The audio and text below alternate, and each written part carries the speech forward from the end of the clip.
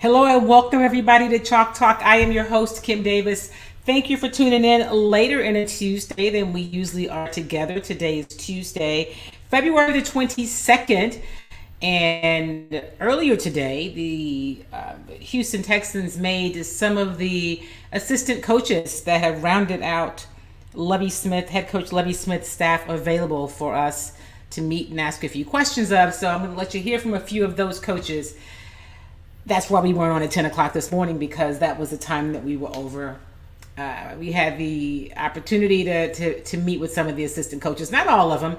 I'll let you hear from a few of them, a couple of the new coaches, and also one coach who was here previously, a part of this Houston Texans staff. So we're going to give a few minutes for people to kind of join us. Again, thank you guys for being flexible. I posted the video this morning that said, hey, it's almost time for Chalk Talk usually, but today we're going to get together a little bit later. So thank you for tuning in later today.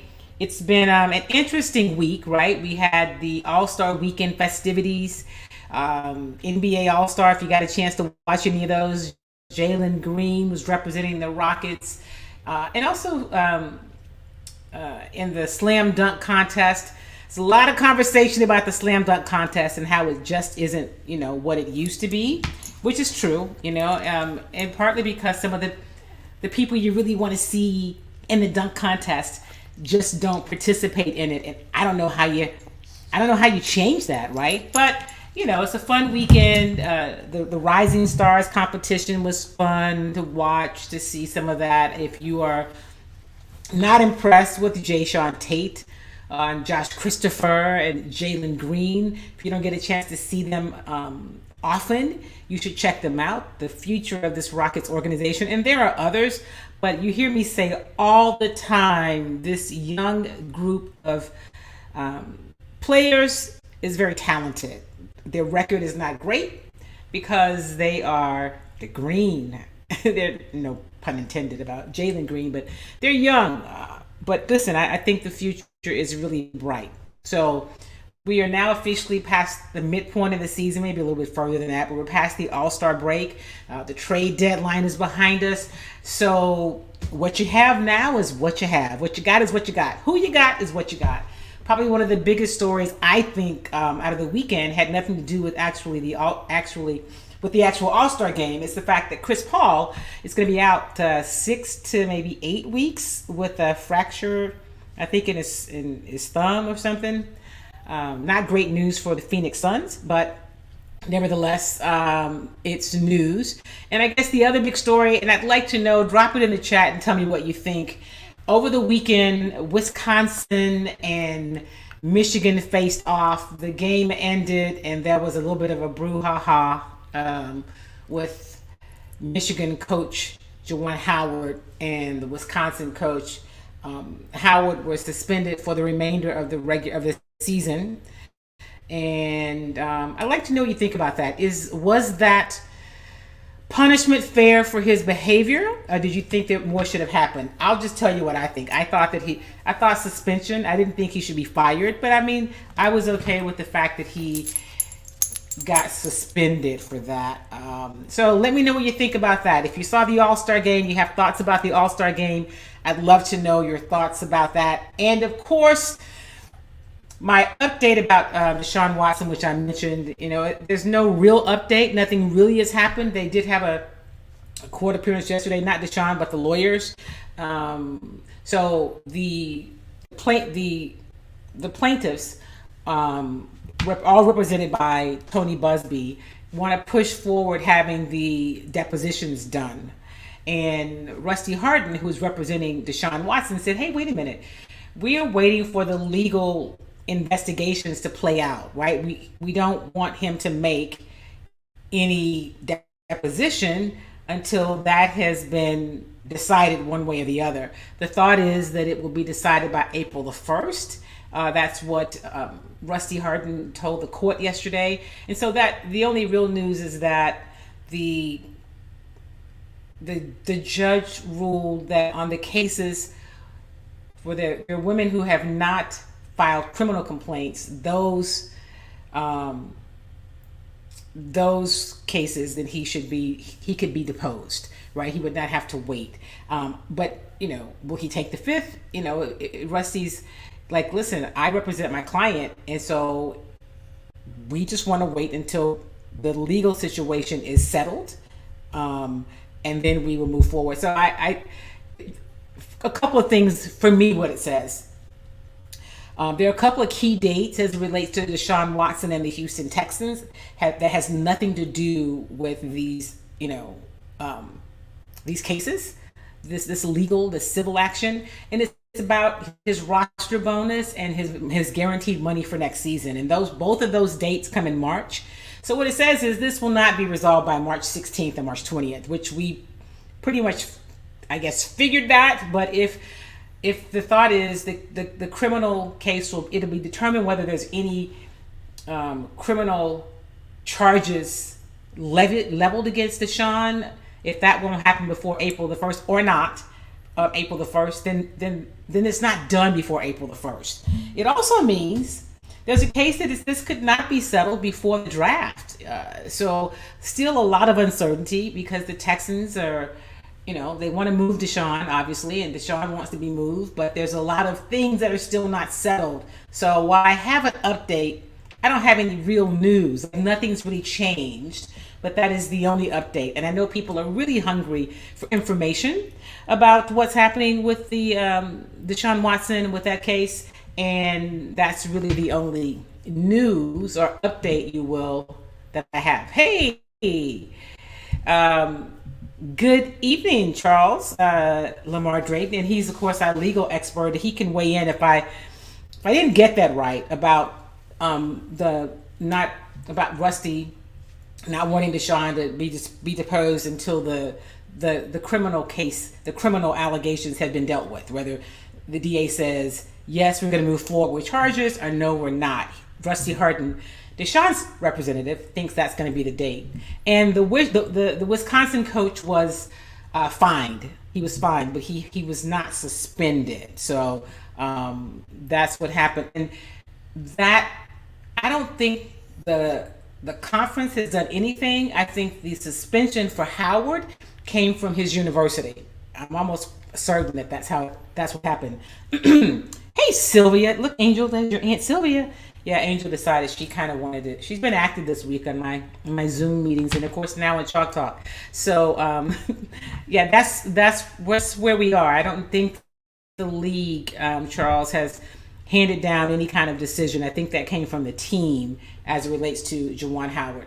You are listening to Chalk Talk. I am your host, Kim Davis. It's Tuesday. It's much later in the day for us than usual for a Chalk Talk show. That's because earlier today, the Houston Texans made some of the assistant coaches available. Not all of them, but some of them. And I'm going to let you hear from them. The first is Miles Smith, who was here last year. Miles is Lovey's son. He's a linebackers coach. And so he really was talking about this defense in year two, right? We know that really one of the best parts of last year's team, if you had to look at where was the most success, not perfection, still needs a lot of work, but it was on the defensive side of the ball. And here is Miles Smith talking about this defense, which is known as a Tampa 2. And listen to some a distinction he makes as well. It's Miles. Made a lot of tweaks. I think sometimes people confuse, hey, you could be another cover 2 type team, and you think that we're real close. And we always like to say, yeah, we may be close, but we're more cousins than we are brothers. So at this point, our defense is kind of turning into something unique, and it helped out being in college. We were able to see a lot of the elements that were going to come to pro football a little bit sooner, where we were able to adjust things a little bit. Going into my 7th year in the system, I would say we're a very different defense than we were in 2014, my first year. So that was Miles talking about the defense. There's some people who criticize this Texans defense, the Tampa 2 that Lovey has become known for and runs, and some say it's just too simple. And it could be just because it was year one and because you are bringing in a new system. And Angel, if you're going to be here on Chalk Talk, you're going to have to, be agreeable. At any rate, it is there are some wrinkles. There's some things that they could add to it. There are not as many calls in that defense. The safeties coach, or the defensive back coach actually talked about that. And so, we'll see how this defense evolves in year 2, and we'll see what they have in terms of talent, right? In terms of who will be back with this defense. All this right now, there wasn't a lot of talk about players and personnel because many of these guys are just getting here and getting in the building, and so they've got a lot to do and start evaluating talent. That has begun, but there wasn't much talk about looking at what they did or what happened on last year. So I do want you to hear from the offensive line coach, George Warhop, and he talked about Titus Howard. He was asked about Titus Howard. He said he liked him a lot, that he actually evaluated Titus when Titus was coming out of college. And when he was with Jacksonville then, they liked Titus, but the Texans picked ahead of them, so they weren't able to get him. But he likes what he's seen from Titus. And he was then also asked, and this is way too technical, but for some of you football purists that are watching, about whether Titus is a tackle or a guard. And he said, he always thought he was a tackle, but last year, seeing how the Texans used him at guard, he does know that Titus has the flexibility to play both places. He didn't say that he's going to do that, but he said, when you have players that can that have that kind of versatility, it's great. It's better for the team, especially a team like the Texans, who had so many injuries last year on the offensive line. Anyway, here is George Warhop. Well, first thing we got to do is make sure we evaluate the guys we have, which I'm in the process of doing that. And then it depends on how we want to add to it, right? And then from there, it's just philosophically what we want to do offensively. In terms of getting more out of the runs, I think it just starts with our mentality up front. It's us, it's the back, it's the receivers, it's all of it. So to be a successful run team, right, everybody puts it on the line. If it's just on the line, we're going to be a 3.8 to 4-yard average team. If everybody's involved in it and we have a real back and we're doing what we're supposed to do, then you're going to be 4.5, 4.6, 4.7 a carry. And the way I look at the run game, it's about yards per carry, okay? Because we can't dictate how many carries the back's going to get in the game. It's all based on how the game's going to go. So if we're getting a lot of carries, that's great, right? We might have 140, 150 yards rushing, but if we're getting minimal carries, we might be less than that. But the one thing you're always going to look at, I'm going to look at, is what's our yards per carry. And I like that to be above 4.2, 4.3, 4.4, somewhere there. So that was George Warhop. He is the offensive line coach. He's got a wealth of experience and brings a lot to the organization. And listen, when asked about what it was that made him want to come take this job, he said Lovie Smith. To be able to work with Lovie Smith, because Lovie Smith has is so well respected and thought of as being a leader of men. And he also said Pep Hamilton. Pep is really smart. Pep is the offensive coordinator. Last year, Pep was the quarterback coach. He has been elevated to offensive coordinator, and he has been an offensive coordinator before. But he talked about Lovie, and he talked about Pep, and just how smart Pep is, and the fact that Pep has done some great work with young quarterbacks. Look what he did in Indianapolis. He talked about what he did with Herbert. I mean, he had a lot of good things to say about just the staff, and glad to be a part of it. So it'll be interesting to see what they do. I mean, these coaches, right now, all they can do is, like he said, evaluate the current talent, and then look to see what what Nick and his staff and his team gets for them in free agency and also in the draft. And then they will take what they get and go to work. So the last coach that I'm going to let you hear from is a guy, and I've got to make sure I say his name right, because that's important, and it's really important to him. So his name is Jacques Caesar, is how you say his name. And he came here from Buffalo. He was with Buffalo. He's the defensive line coach, and he has a lot of energy. And he said the word for him is relentless. So this is Jacques Caesar. Lovey way back in the day in Chicago, and I've been hearing about. The funny thing is, I've been hearing about Lovey for a long time, because when I was in San Diego as a Charger, Ron Rivera was our linebackers coach, then our defense coordinator. And he brought a lot of the Chicago guys that were with Lovey, Tommy Harris, Alfonso Boone, and Scott. And so I've been hearing about Lovey since 2009. And the one thing that I always hear is a leader of men. You know, a leader of men, he's going to get the most out of his guys. He's not a type of coach that's going to yell and cuss and anything like that. He's a teacher first. And he wants guys to understand, situational football. He wants guys to work hard. He's a motivator, and just hearing that before even meeting Lovey has just been, he's exceeded my expectations and all of that. But those guys, we're all part of the same family. It's a penetrating, disruptive front, and we're trying to generate pressure with 4 guys. And that's what we're trying to do. 4 guys coming off the ruck, 60 plays, 60 times, without any compromise.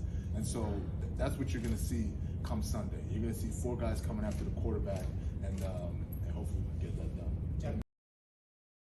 That's the Texans' new defensive line coach, who comes here from Buffalo. He played in San Diego, spent some time there, so he knows some of the guys in this market, and yeah, he's excited. He's excited about being a part of the staff, being a part of a Lovie Smith staff. One of the coaches said, Lovie Smith is kind of an icon for what he is in the game of football, and it's interesting because so many people have really counted Lovie out, and you listen to some people who talk about nobody in the league would have, was trying to hire Lovie Smith.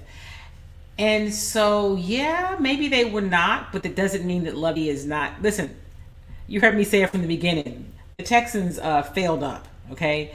They failed F-A-I-L-E-D up, and they fell F-E-L-L into a situation that's going to be better for them and better for the organization. It was not their plan. It doesn't matter what they say. I think we all know it was not their plan, but it's where they are now.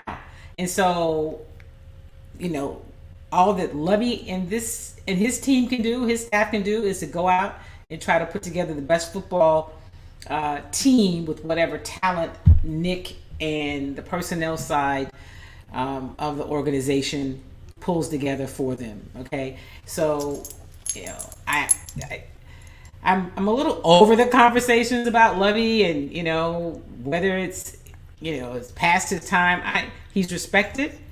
He's qualified, and we'll see what happens. Oh, I almost forgot. The other story of the week, of course, is that Brian Flores, who is of course filed a discrimination lawsuit against the National Football League and 3 teams in particular: the Miami Dolphins, the team that recently fired him, the Denver Broncos, the New York Giants, and I believe he did also add the Houston Texans to that lawsuit.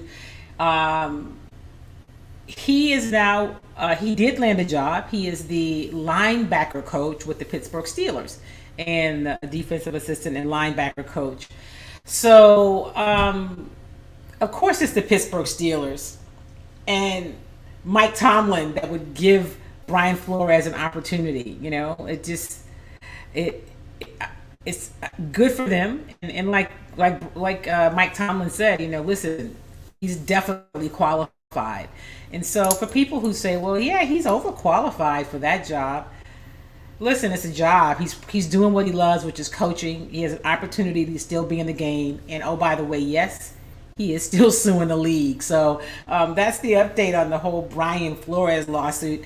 I'd love to know what you think about it, and drop it in the chat. Also, for those of you who are watching, tell me where you're watching from.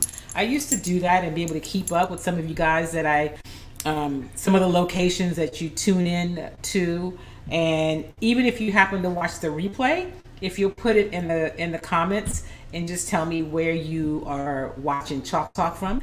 And welcome to the show. I am glad you guys were able to tune in and join me for that. I'd also love to know your thoughts about the All-Star Weekend. They did a couple of things over the weekend. They had like the 75. It's the 75th anniversary of the NBA, so they had the top players at each position, and it's good to see Akeem Olajuwon. He, of course, should be in the mix, and when you looked at the guards, they had, previous players and then current players. So you saw like a Michael Jordan, and you saw, LeBron James, and you saw them embracing. So here we go again with the who's the greatest of all time conversation. Hey Tiffany, welcome from Fairfax, Virginia. Glad that you are joining me. I get it about the conversations of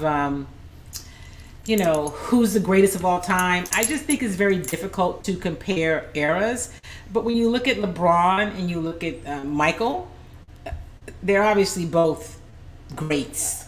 And I got a chance to cover Michael Jordan when he played. And I also got a chance to cover,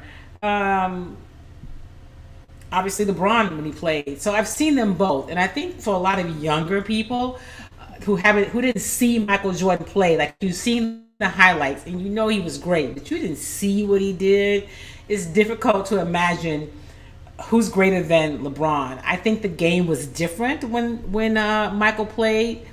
They were allowed to do more. Teams were allowed to do more defensively. And so, yeah, I don't know. I think it's an interesting conversation. Hey, Troy, welcome. She said home office in Alvin, Texas. Great. Keisha Henderson watching from Houston, Texas. Welcome, Keisha.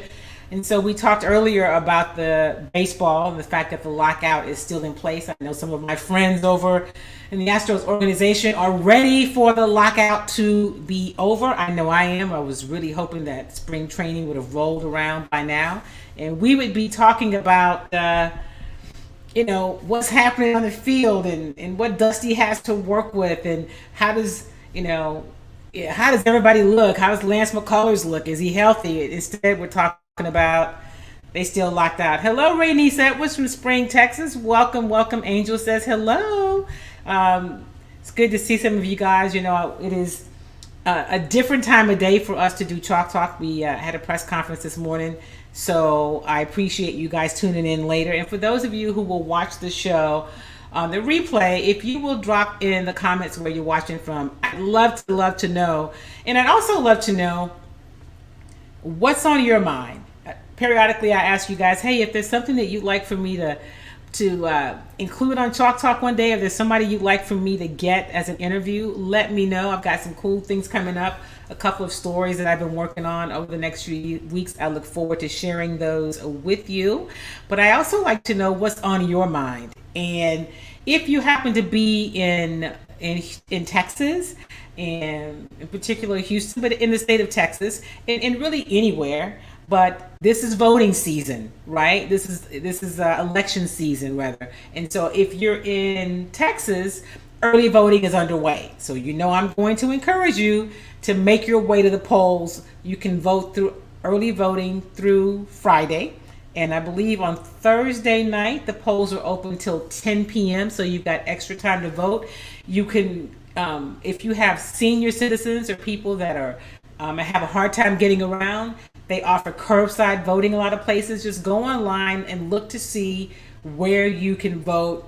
It's easy to find a location, but make sure you do that. If not, of course, Election Day is March 1st, which is next Tuesday. But if you want to get it in early, you have till the end of this week. You have until Friday to go and early vote. Hello, Sylvia Sims from Third Ward, Texas. I know.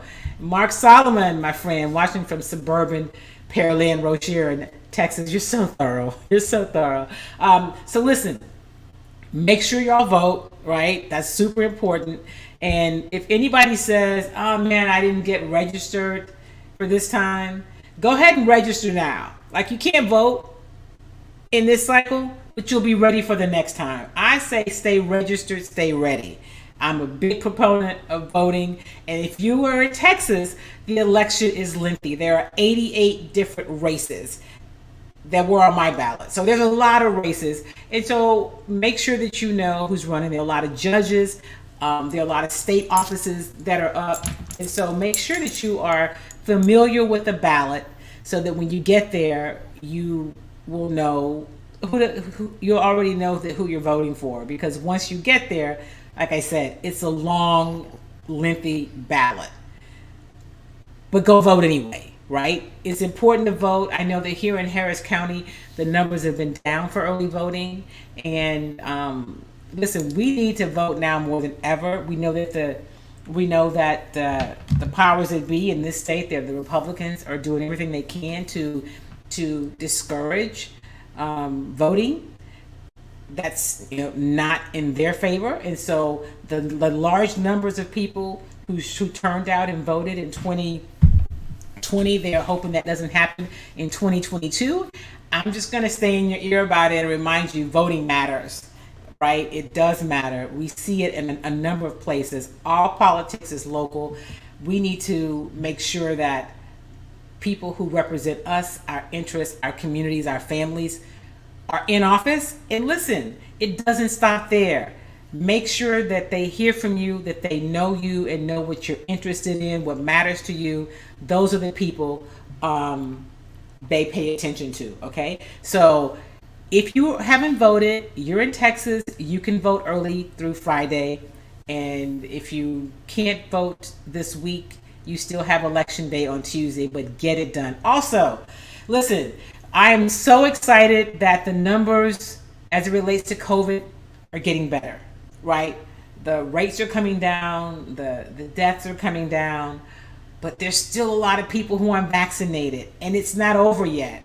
And there's no guarantee that there won't be another variant. So I say that to say, if you're not vaccinated, please get vaccinated. If you're vaccinated and not boosted, please get boosted, right? It's the way that we will ultimately get beyond this epidemic and hopefully be able to squash any future variants. So if you're not vaccinated, please do so. And don't get too comfortable yet, people. I mean, I go places, I went somewhere the other day and there was no one in a mask, right? So when I go in the grocery stores, I'm still wearing a mask. When I'm going in places, even if I'm going into a restaurant to grab something to eat, I'm wearing my mask till I get to my table. And I'm not eating at restaurants where the wait staff is not wearing masks. And that's going to be my position even beyond this epidemic, this pandemic, rather. I just think that people serving your food should have on a mask. I don't know why I didn't think that before. I guess it's called, we learned a lot during COVID. So I said all that to say is be vigilant. Be vigilant and still protect yourselves. And if you've got young kids, I would encourage you to get them vaccinated. We are a nation of vaccines, and those of us who've been here our whole lives, especially that have gone to public schools, we've been vaccinated, and that's what I'm encouraging you to do. Okay, that's the end of my soapbox for today. But listen, I have got to get ready for a homeowners association meeting. So thank you guys for tuning in to a later version of Chalk Talk. I'm going to post some other interviews on my social media platforms, wherever you are watching this. If you're watching it on Facebook, or if you're watching it on Twitter in particular, I will post some of the interviews from earlier today. And I'm also going to post some interviews over on YouTube. So thank you guys for tuning in, as always, for being a part of Chalk Talk. I appreciate you, and I look forward to seeing you next time, next Tuesday at 10 a.m. back at our regularly scheduled time. Not sure that Angel will be. Oh, it's election day. That's when we'll be together again. Angel will be here. She does a little better in terms of not trying to be on the show in the mornings, but these afternoon shows, she's got other plans and things that she thinks I should be doing. So with that said, have a great week, everybody. Remember, do something kind for yourself and do something kind for somebody else. I'll see you next week on Chalk Talk.